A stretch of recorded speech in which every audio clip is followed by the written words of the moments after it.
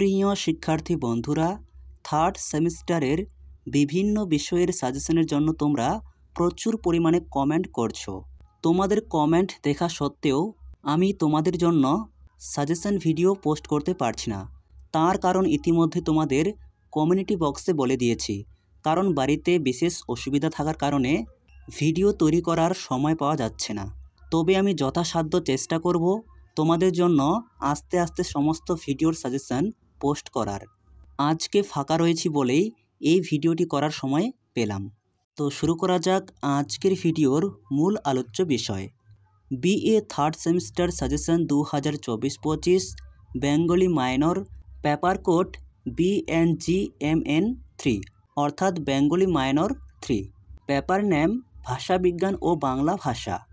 তোমাদের লিখিত পরীক্ষা মোট 40 নম্বরের হবে। এই প্রসঙ্গে বলে রাখি, তোমাদের মান 10-এর মোট 4টি প্রশ্ন লিখতে হবে।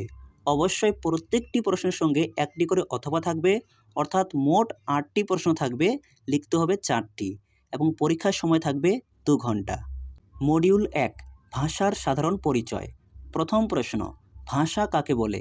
ভাষার সাধারণ বৈশিষ্ট্যগুলি আলোচনা করো অথবা ভাষার সংজ্ঞা দাও, ভাষার প্রকৃতি সম্পর্কে আলোচনা করো। যে প্রশ্নগুলির পাশে তোমরা 3টি করে স্টার চিহ্ন দেখতে পাবে, সেই প্রশ্নগুলি সবার আগে রেডি করবে, কারণ এই প্রশ্নগুলি পরীক্ষায় আসতে চলেছে এই রকম। 2 পর্বে ভাষার উৎপত্তি সম্পর্কিত তত্ত্বসমূহ আলোচনা করো। 3 ভাষার আধিপত্য মানেই জাতির আধিপত্য আলোচনা করো। 4 পর্বে ভাষার সংকট জ্ঞানে বিজ্ঞানী ও বাঙালি সমাজে ব্যাখ্যা করো। 5 বাংলা ভাষার যুগ বিভাজন করে প্রাচীন বাংলা ভাষার বৈশিষ্ট্যগুলি লেখো। এই 5টি প্রশ্নের মধ্যে থেকে তোমরা এখান থেকে 2টি প্রশ্ন কমন পেয়ে যাবে। চাইলে তুমি এক্সট্রা একটি প্রশ্ন পড়তে পারো।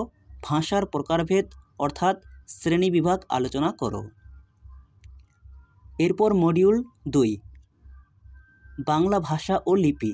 প্রথম প্রশ্ন, বাংলা ভাষার উদ্ভব ও ক্রম বিকাশ নিয়ে সংক্ষেপে লেখো অথবা বাংলা ভাষা উদ্ভবের ইতিহাসটি পর্যায়ক্রমে আলোচনা করো অথবা বাংলা ভাষার উদ্ভব ও ক্রম বিকাশের স্তরগুলি পর্যায়ক্রমে বিবৃত করো অথবা রেখাচিত্রের সাহায্যে বাংলা ভাষার জন্ম ইতিহাস বিশ্লেষণ করো।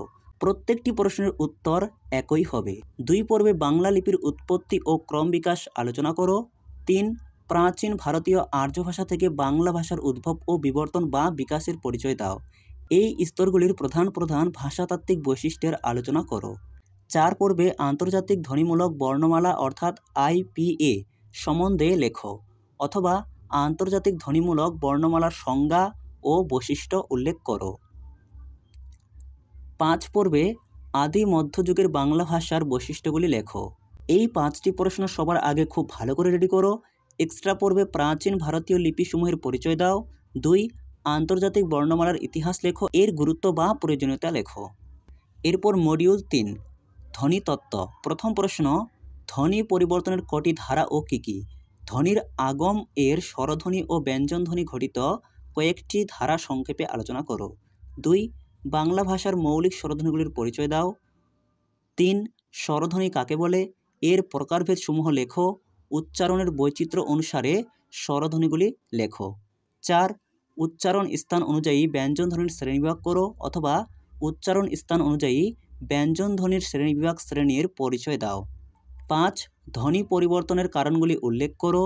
6 বাংলা ধ্বনি পরিবর্তনের প্রধান সূত্রগুলো অর্থাৎ সূত্র বলতেই নীতি, ধারা বা রীতি, উদাহরণসহ ব্যাখ্যা করো অথবা ধ্বনি পরিবর্তনের ধ্বনির স্থানান্তরের কয়েকটি ধারা বা রীতি সম্পর্কে আলোচনা করো। এই মডিউল থেকে এক্সট্রা পর্বে 1 ধ্বনি কী বা কাকে বলে, ধ্বনি কত প্রকার ও কী কী, স্বরধ্বনি ও ব্যঞ্জনধ্বনি কাকে বলে। এরপর মডিউল 4 বাংলা বানান বিধি। প্রথম প্রশ্ন, বাংলা বানানের ইতিহাস সম্পর্কে আলোচনা করো। 2 বাংলা বানান সংস্কারের ইতিহাসে বিভিন্ন প্রাতিষ্ঠানিক উদ্যোগ এর ভূমিকা সম্পর্কে লেখো।